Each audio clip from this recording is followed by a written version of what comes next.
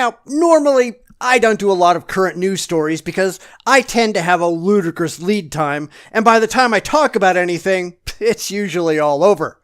But this happens to play into something that I've been talking about a lot lately, and due to things that have happened over this past weekend, I thought it was something that I just had to bring up because it's a dark harbinger of things to come, and this is something we all need to be very concerned about.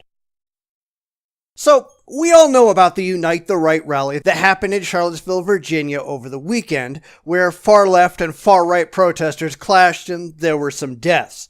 Now, I certainly don't condone any violence on either side. I think the farther left and the farther right you go, the bigger assholes you encounter, and anyone reacting with violence to anything anyone says is always in the wrong, full stop. But as a consequence of those events, it was announced that GoDaddy, the Internet Domain Registry site, was going to ban permanently the Daily Stormer, a well-known neo-Nazi site.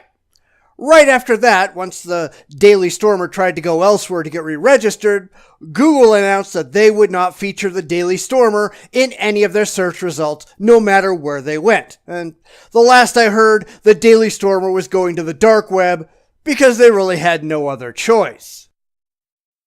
Now, I don't support the neo-Nazis in any way, shape, or form.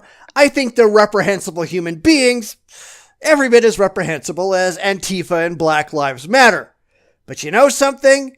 They have just as much right to free speech as anyone else, whether anyone likes that or not. They've got just as much right to get their message out there as anyone else does. And now they can't. And this is a problem. I've long been an advocate for a free and open internet. So long as what you're doing isn't blatantly illegal, you should be able to say anything you want to anyone who wants to listen, and nobody should be able to stop you. Net neutrality matters. Yes, I've also said that companies ought to have the right to allow what they want on their own private networks and disallow what they don't want.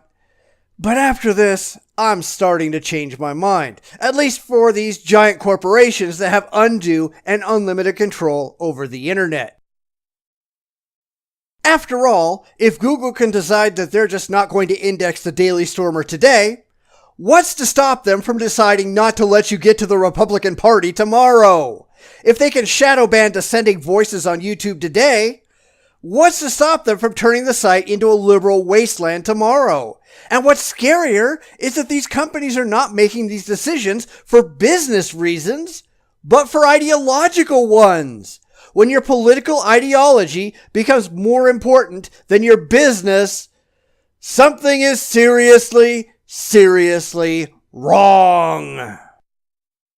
So, what can we do about it? Well, we have to fight back. You need to contact your local congressman and demand that something be done about net neutrality. And this is probably especially true if your congressman or woman is a Republican, because they'll be more apt to pay attention, especially if you point out the potential problems this poses in the future.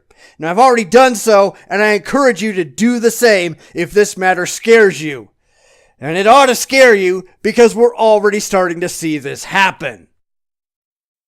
The left-led media is already going after anyone who doesn't march to their drum. They're trying to shut up anyone who doesn't dance to their tune, and it's only going to get worse from here. We have to fight back. We have to make our voices loud and heard, because if we don't, there's going to come a time, likely in the not-too-distant future, where our voices won't be able to be heard at all. I've posted a link in the description so you can find your representative. Now make sure you spread the word far and wide and let them know that we will not stand for this kind of censorship of the internet. Net neutrality has always been an ideal. Now it has to be the law. We have to stop this before it's too late. I don't support the Daily Stormer, but I do support their right to speak. I support everyone's right to speak, and so should you. As Martin Niemöller, a Protestant pastor who spoke up against Hitler during World War II, said, "First they came for the socialists, and I did not speak out, because I was not a socialist. Then they came for the trade unionists, and I did not speak out, because I was not a trade unionist. Then they came for the Jews, and I did not speak out because I was not a Jew. Then they came for me, and there was no one left to speak for me. It's time to speak out before no one is left, because whether you like it or not, they're coming for you. So please, take the time today, contact your representative, get your friends involved, tell everyone. We have to before it's too late. And then, what are we going to do? The writing is on the wall. You have to act now. So what are you going to do about it? We have to do something.